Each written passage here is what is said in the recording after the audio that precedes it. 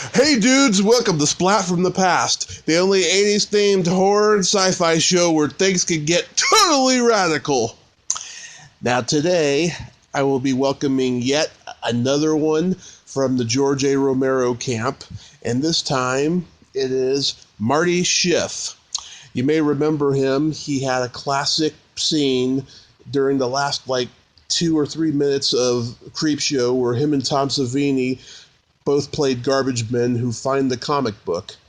He was also a biker in Dawn of the Dead. He was in Knightriders. He was in Effects, and he was in a bunch of other non-horror / George Romero related stuff. He was also in Blank Man, and he had a recurring role on Dallas and lots of stuff. And I'm having him on the show today to talk about all that stuff.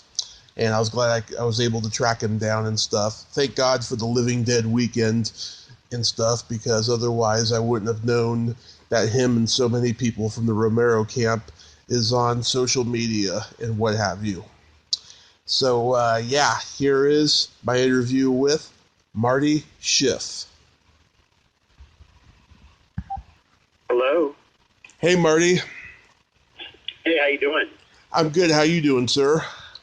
I'm doing well, thank you. Awesome. It's such an honor. Thank you for taking the time today. My pleasure. So, going back in time, did you decide early on that you were going to act and be a part of this crazy thing we know as show business? Yes, absolutely. I decided I wanted to be an actor when I was 10 years old. And then when I was about 12, my father gave me an 8mm movie camera, and I just spent my time shooting movies. I wouldn't pay attention in class anymore because I was thinking of the next thing I was going to shoot, So it's been an addiction for a long time for me. Really? Were you on the path of being a filmmaker as well? Very much so. Back in the day, in the 60s and 70s, you didn't have film schools like you do today. So I did the next best thing, which was theater, and did a lot of theater around Pittsburgh, a lot of regional and local and, dinner theater. I did it all. And I didn't just focus on acting. I did lights, I did sets, I did props, ran sound, I did it all. And that would eventually, I acted for many, many years, but that experience helped me become a producer because I knew it all. I knew every department. So, and even in filmmaking, I've been an assistant director, I've been a grip, I've been a gaffer, so I've done many jobs in film as well. Mm-hmm. So you did plays in school and community theater and all that? Yeah, I did. Started out there, but did 5 seasons at the Pittsburgh Playhouse, and did, in some capacity or another, did 60 productions while I was there for 5 seasons. And I got my degree in theater from Point Park College in Pittsburgh. Wow, 60 productions. That's a lot of theater. It sure is. And you're originally from Pittsburgh? I am, yeah. Born and raised. And luckily, I was in that era when George Romero was here making movies and became part of that whole family, So I was very lucky. Timing was perfect. Mm-hmm. So how did you get so lucky into playing a motorcycle raider in Dawn of the Dead? So John Amplis, who your listeners may know as Martin in the movie Martin, right, went to Point Park as well. And as a matter of fact, John and I were doing a play called Philemon, which written by the same guys that did the Fantastics. And George Romero and his wife Chris came to see the play, and they saw John, and that's where they cast John as Martin, was from seeing that play. They also saw me and a couple of other people as well. So when they were doing Dawn of the Dead, which was their next film after Martin, John was doing casting, so he came to my acting class at Point Park and said, "Hey, we need somebody to be a zombie to get hit by a truck for $25." And I jumped up because I always wanted to get into film, and I thought everybody in class was going to jump up, and I was the only one standing, so I was kind of cast by default, you know. Yeah. So I went out and I did a stunt with Tom Savini. That's where I met Tom that day, and George liked the way it all went down, and he said, "Hey, you want to come to the mall on Saturday night? We're doing some more stunts, and I'd like you to get hit by a sledgehammer and thrown into a garbage can." I said, "Do I get another $25?" He said, "Yeah." I said, "I'm in."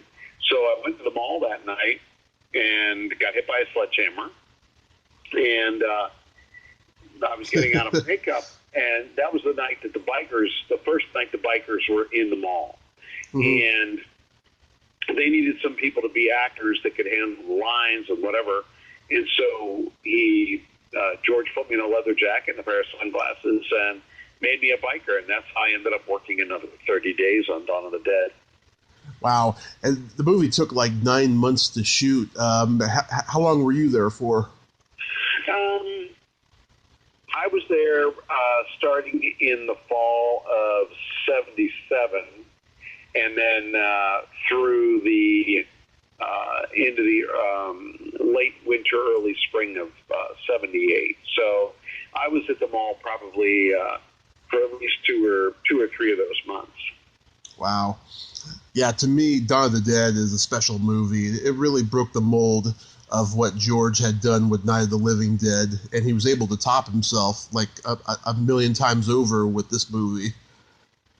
Well, you know, I've often said that Night of the Living Dead was sort of the beginning of the genre. Dawn of the Dead cemented it. Dawn really created the modern horror genre, the modern zombie genre, was Dawn of the Dead. Of the three original Dead movies, Night, Dawn, and Day, Dawn has it has a little bit of sense of humor. It's got characters that are a little bit more animated, a little bit more, friendly to each other. There's a lot of animosity in Night, and there's a lot of animosity in Day. But in Dawn of the Dead, there's a lot of support between the main characters to survive, and I think that's what really makes it stand out. I totally agree with you. And you had seen Night of the Living Dead when you signed on to this movie? Yeah. You don't grow up in Pittsburgh without having seen Night of the Living Dead at least once before your 13th birthday, So it came out in 68, and I think when it came out, it was the summer. I was 11 years old or 12, and that was the first time I saw it when it first came out, and totally blew me away. Yeah, I discovered this movie when I was like 18 or 19, and the movie went like 20 years without being shown on cable. And when I was like 18 or 19, I finally lived across the street from a video store that had the movie, and I've been obsessed with this and Day of the Dead ever since. Right. Well, Night was in the public domain by an accident, basically. Yeah. And I'm sure you've heard the story, many times where the original title, the original story, the original script was called Night of the Ghouls, and they weren't called zombies yet in Night of the Living Dead.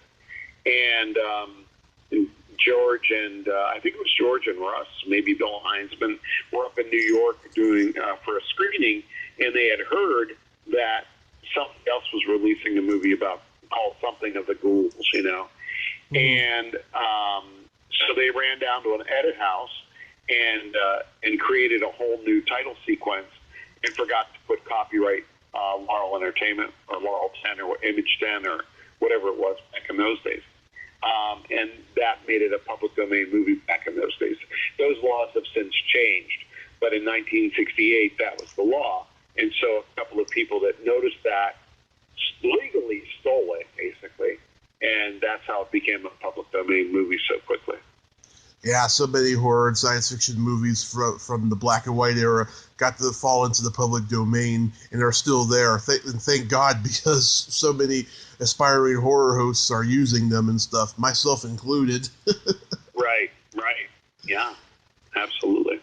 I told Ken when I met him last year at a con that last 5 minutes of Dawn of the Dead is just magic with him. Right. And of course, you know that there's a version where he doesn't survive, right? There was a scripted version. I think it's better that he does. I like that he does, so. Yeah, you got to have him survive in that last few minutes when he's just, escaping and stuff. That's pretty cool. Yeah. And then you play the role in effects. Yeah, I did. I was a stunt. Actually, I did stunts in effects. I did a fight sequence in effects for John Harrison. And there's a big bar brawl, basically, that Tom Savini and I coordinated that whole fight sequence. And that was what I did in effects. Mm-hmm. How did that come to you? Well, John Harrison and Dusty Nelson and the guys that were putting together effects were all, Romero guys. They all did worked on Dawn of the Dead. Dusty and John Harrison and Tony Buba and Pat Buba had a company here in Pittsburgh called Voodoo Da. And I sort of, my older brother Bill, was friends with those guys, and he, pretty much introduced me to those guys when I was young. Mm-hmm. So I knew them all my life. So that's kind of how how it came to me. Plus, Tom and I worked together so well that, we basically put that scene together at the request of John Harrison. Yeah, lots of people from the Romero camp is in the movie. Tom Savini, Joe Pilato, Deborah Gordon. Yep, exactly. Barney McKenna. Now, Barney, I don't know if Barney did any other, he didn't do any major roles. Barney also went to Point Park. He was also, along with Tom Savini, John Amplis, and myself, a bunch of guys went to Point Park. And George was associated with Carnegie Mellon, but he liked to use Point Park actors a lot for some reason. Mm-hmm. And then Cubs, George's pet project, Knightriders. Right. Knightriders was my favorite summer. I loved making that movie, and of course, working with Ed Harris, who was just sort of starting his career, mm-hmm. and again with the majority of the cast of Dawn of the Dead ends up in Knightriders as well. Scotty, Kenny, all the principals except for Galen and David Emge. But you have the majority of the people that were involved in Dawn are also in Knightriders. And then you had some great add-ons like the late, great John Hostetter, who played Friar Tuck. John was amazing. I loved him.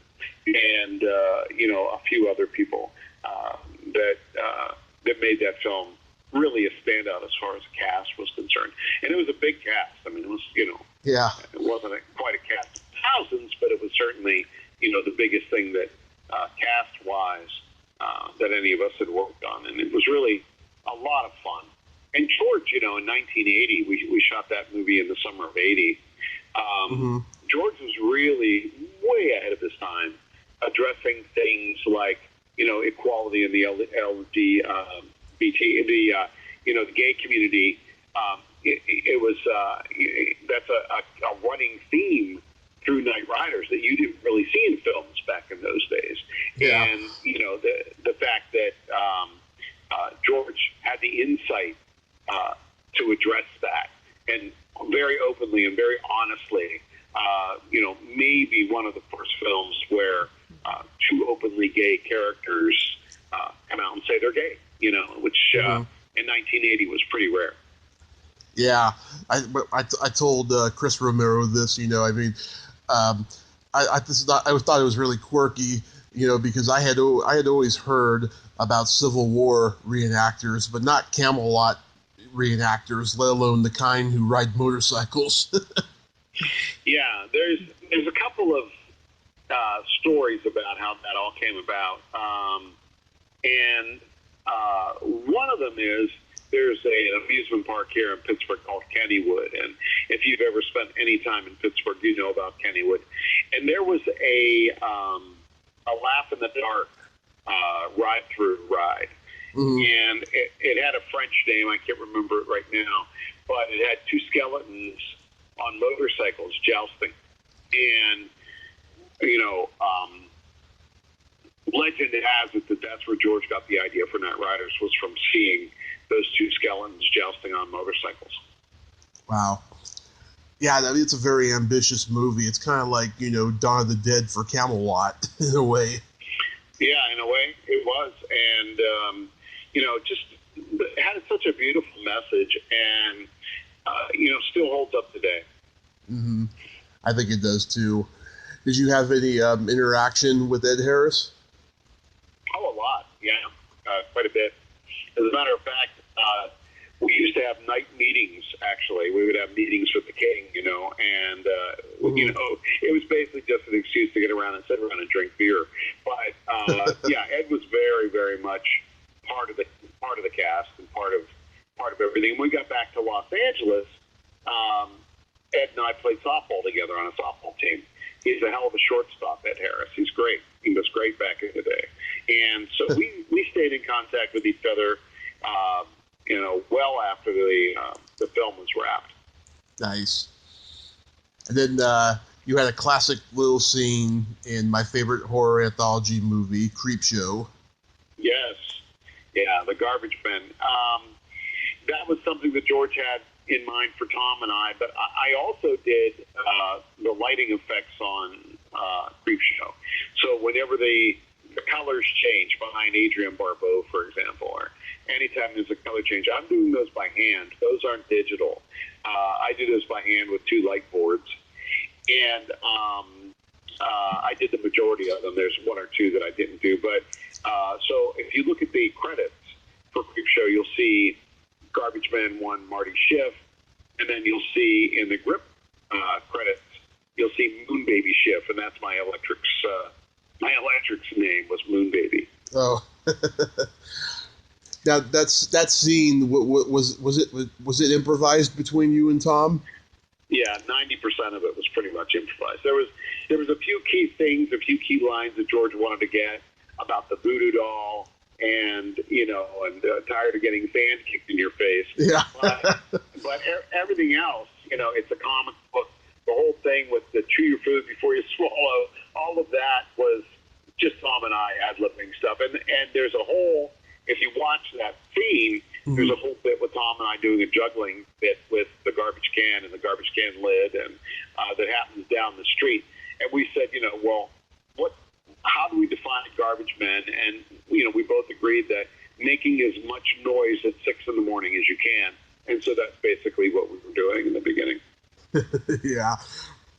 I just loved just the way you two play off each other in that scene. What's that? A comic book. A comic book! Yes. Well, that was all ad-libbed. That was all just Tom and I. And, at that point, we had already done Dawn of the Dead, effects, Knightriders together, and we're just very good friends, just spent a lot of time hanging out with each other. So that scene was very, very easy to be natural in with the two of us. Yeah, I saw Tom back in April, and I had him sign 5 posters of mine, and he just puts his name on them, but I should have asked him if he would put a comic book on the Creepshow one. Right. He rarely does that. He usually just signs his name. But when I sign a Creepshow poster, I always put it in the comic book, So. Well, if I get to beat you, then I'll have you do it then. Sounds like a plan. You did a short-lived series called Out of Control that was on Nickelodeon. It was like the first one. It was the very first series ever produced for Nickelodeon by Nickelodeon. And they had been on the air for a couple of years prior to Out of Control, but all the programming that they had was from other networks. Danger Mouse was from the UK, and Against the Odds was a syndicated show here in the States. And, so there was nothing really original produced originally for Nickelodeon by Nickelodeon. So Out of Control was the very first show that was produced for Nickelodeon by Nickelodeon. And it was short-lived in episodes. We did 2 years. We did 26 episodes. But it ran for 9 years in reruns. And so there are people that will come up to me and recite every single line of an episode because they watched it so many times growing up, and it really set the pace for the tone of Nickelodeon. After we did 2 years worth, 2 seasons worth, they decided, Jerry Laybourne had taken over the network at that time, and she decided that they wanted to be a little bit more educational, number one, and they wanted to have more children involved. So, not only was it the first network for kids, but it was really the first network by kids. So we were sort of right under that, there was us, and you can't do that on television. And the majority of the cast of You Can't Do That on Television, which was a Canadian show, You Can't Do That on Television, had very few adults in it. There were only like 2 or 3 adults. Right. Everybody else in the show were kids. So that was really the big difference between Out of Control and other shows that came after us, was we did have children on our show, but they were few and far between. Yeah, I've interviewed the adult woman on that show, Abby Haggard. She's been on the podcast. What was it like working with Dave Coulier? Oh, Dave, I love Dave. We still remain very close. We talk often. If he's anywhere near Pittsburgh, I go see him perform. He's one of the, I would wake up at 3 a.m. laughing. He's one of the funniest people I've ever met in my life. And just really a lot of fun. Really good guy. I love Dave Coulier. Yeah, he seems like he's a great guy. Did you move to LA by that point? I had moved to LA actually right after I graduated from Point Park. So I came back from LA to do Knightriders in 1980. Went back to LA, came back to do Creepshow, went back to LA, got my first TV series, which was a very short-lived show called Book of Lists with Bill Bixby. And then that sort of started my television career. So I lived in LA for almost 18 years, and Out of Control, we shot the pilot for Out of Control the Monday after Thanksgiving, 1984. Oh, nice. So you had a recurring role on Dallas towards the end. Yes, I did. Mr. Del Greco. And Mr. Del Greco was a mental patient who had a split personality disorder and played chess with himself. That was what my character did. And I'd actually played a mental patient before on Matt Houston. So I was starting to get typecast as mental patients. But, yeah, that was really a lot of fun. And Larry Hagman was right there with us, with those of us that were his roommates in the insane asylum. And I loved Larry, too. He was a great guy. Really, really fun. And I think iconic. He was an icon of television in the 70s. And starting with I Dream of Jeannie, and then, of course, moving on to Dallas. And I was in seasons 12 and 13. And when you watch them now, they're very, very dated. And you would never get away with my daughter and I'd never really seen all the episodes I was in. So my daughter Macy and I, she came up. I just got my master's degree, again from Point Park. I got my MFA in creative writing. She came up for my graduation, and we sat down and we watched all the episodes of Dallas that I was in. And they're just, she would look at me and go, Dad, hashtag Me Too all over the place. It was just unbelievably sexist. But that was the time, that was television in the 90s, early 90s and late 80s. And when you watch it now, it makes you cringe. But you have to put it in perspective that was the way things were back then. So I think we're making progress by changing all of that. Mm-hmm. You got to work with Patrick Duffy, right? Patrick was not in the sequences that I was in, but he did come on set and hang out, and we did, chat a little bit. but mostly it was just Larry Hagman. You work with Victoria Principal or Charlene Tilton? No, none of them. When we were just in the insane asylum, we were in the institution. None of the other principal characters were there, just Larry. I see. You played a liquor store owner in Blank Man. I did, and I was working for a company called the Gold Company. Eric Gold, who's also a Pittsburgher, was Damon Wayans' manager.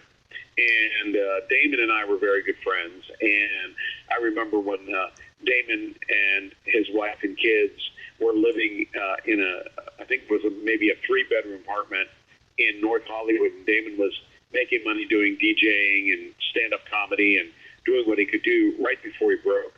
And so that's how I ended up in Blank Man. Was I knew the writer, the director, and the producer. Yeah, Mike Binder directed. Yes, yeah, Mike directed that. So, but mostly it was because of Damon. Mm-hmm. Yeah, I've interviewed a lot of stand-up comedians who came up with Mike at the Comedy Store, and they tell me that he was the youngest one there. He was like a child prodigy of comedy. Yeah, and he was. Yeah, he was like everybody's little brother, and he just did a documentary about the Comedy Store that's going to be on Showtime soon. Well, I'm looking forward to seeing that. There were 2 camps back in those days. There was the Improv on Melrose, right, and then there was the Comedy Store on Sunset.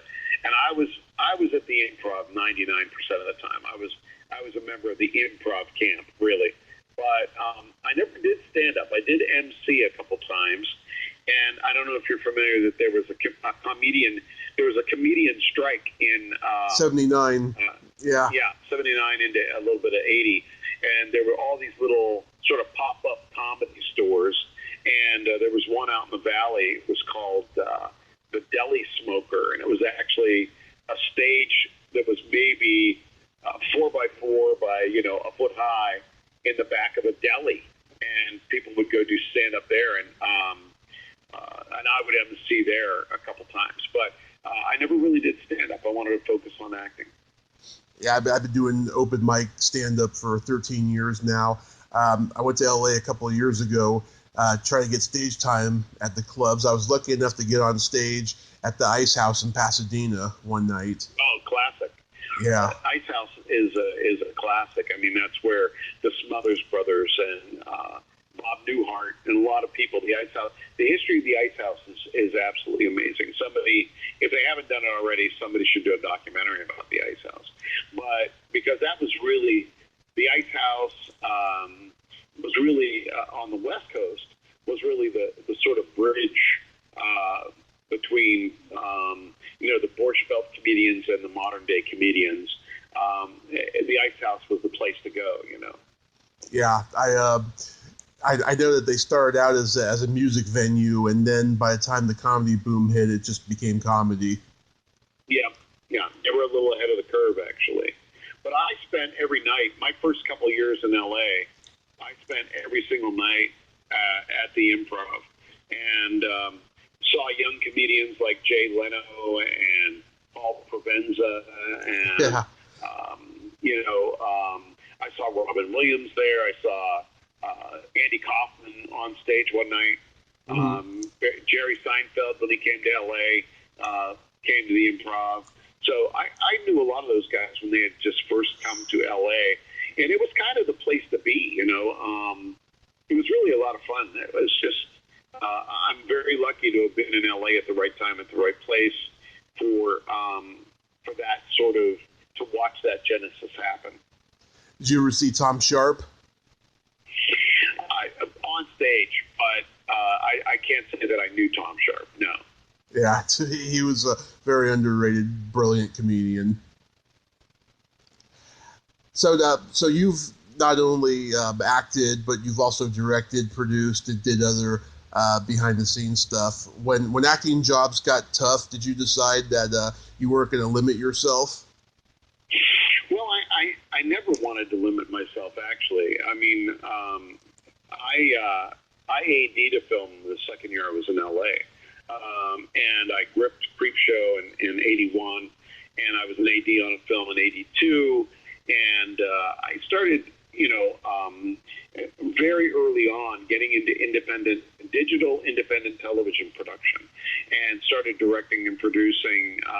As a matter of fact, it was the night before my daughter was born, so I remember the exact date. It's burned in my brain. May 13th, 1990. I was in a soundstage in Hollywood directing sort of an independently television production called Tabloid Review, with Eric Ladd was the producer, and I was the writer and director of that. So I never really pigeonholed myself as an actor. When you're a character actor, especially in television, you sort of hit a period where you're too young to be the dad, you're too old to be the buddy, and so you do go through a little bit of a lull. But I was able to do other things and adapt and adjust. And then my commercial career sort of took off at that period of time. And I had a Hyundai commercial, a 7-Up commercial, a First Interstate Bank commercial, a Little Caesars Pizza commercial. As a matter of fact, the Little Caesars Pizza commercial is on YouTube. If you Google 90s Little Caesars arm wrestling, I did that one in 1991. So, so things you don't see on the IMDb, like commercials and things like that, I was doing very actively working there and making a living in commercials. So I stayed very active until 1994 when the Northridge earthquake hit, and we were left homeless, and my wife and daughter moved back to Pittsburgh. I actually moved in to Eric Gold's house with him and his wife, and I lived with there for over a year and commuted back and forth to see my daughter from LA to Pittsburgh. But I never really stopped working the whole time I was out there. I was very fortunate. Oh my God, that's terrible. I remember that earthquake so well and hearing about it on the news. Yeah, it was pretty horrific. I think I was in shock for a good while after that thing happened. It was really a very traumatic experience for us. And were you home when it happened? Yeah, it happened at 4:31 in the morning or something like that, and we were all in bed. I mean, that's why more people didn't get killed, because most people were still sleeping. Oh my God. Yeah. That is pretty horrific. Yeah. It was. Yeah. Did you do you have any upcoming projects you'd like to plug? Well, I'm working with Mike Gasway, who's also a Nickelodeon alumni. He directed Jimmy Neutron, if you remember that. Yeah. Some of your younger listeners may remember Jimmy Neutron. Mike was the director of that, and we're working on a horror film together called The Beaten Path, and we're trying to get that produced, working on that. As I said, I just graduated with my MFA in creative writing, and while I was doing that, I created about 12 projects, and there's 2 or 3 of those that I'm going to try to finish and get out into the marketplace. And so, I've always got something going on. There's rarely a time where I haven't got something creative going, and so that's really what I'm focusing on now. Oh, that's great. And last weekend, you were at Living Dead weekend. I was at the Monroeville Mall, sort of the scene of the crime, where it all started, Yeah. And that was wonderful. I mean, the Dawn of the Dead fans are like no other. They are just very loyal. They come from all over the world. There was a group of guys that came in from the UK, about 15 of them, and a couple of people from Germany. And, so it was really like a big party, and it's a big family reunion when you get the Dawn of the Dead thing going at the Monroeville Mall. It was really, really wonderful. Kevin Kreese really put together a wonderful, wonderful convention. Yeah, I want to go to those one of these days. I just heard it's so expensive to fly from California to Pennsylvania. Yeah, it can be. If you shop it, you can sometimes get a decent flight. And sometimes if you fly into Cleveland, you can save a couple of $100 that way. It's only a 2-hour drive from Cleveland to Pittsburgh, so a lot of people do that. They'll fly into Cleveland and then rent a car and drive the 2 hours over. Wow. Yeah. Eventually I'll do that though. But yeah, I'm glad that they do that a couple times a year and stuff. I think it's really necessary. Yeah, I think so too. And the one that happens up in Evans City, that's of course Ground Zero, where they shot Night of the Living Dead. And, that one is like a big picnic. I mean, it's just really a good time. A good portion of it happens out in a tent outside, and it's really always kind of fun. And even if I'm not one of the celebrity guests at that weekend, I always go up. It's only about half an hour from my house, 40 minutes from my house. And I always go up and visit with everybody because it's just a lot of fun. And it's, Pennsylvania, Western Pennsylvania in the fall is just absolutely beautiful. And Evans City is a beautiful place to be in the fall. Mm-hmm. Yeah, I think I might reach out to the organizers of that and have them on for the October one. Yeah, I would definitely do that. And the other part about that too is there's still a good number of people from the original that are alive and with us still, and they show up for that one too, which is a lot of fun. Yeah. Oh my God, that's just awesome. That's great. You guys got to do a Creepshow one this year. Yeah, that was a good time. Well, they're coming out with a Creepshow TV series, right, on Shudder, and with Greg Nicotero at the helm of that. And I was on the set for that. Tom Savini directed an episode that I visited the set for, and John Harrison also directed an episode or two.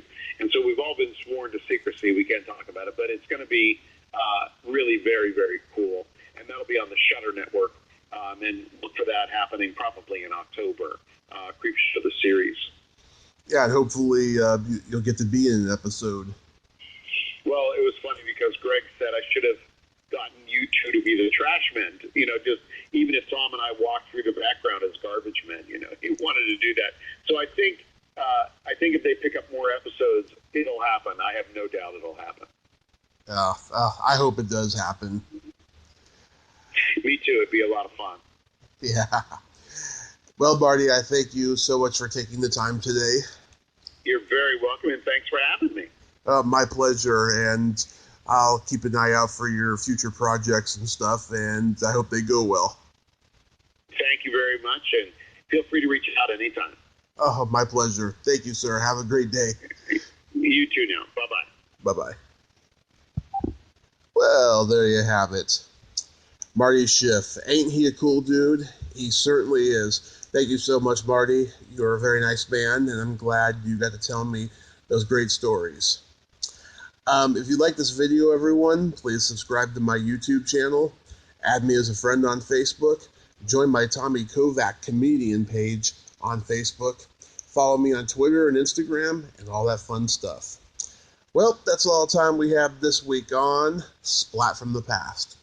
Until next time, this is Tommy Throwback Kovac saying, there's no shame in living in the past, because the present sucks. Later, dudes.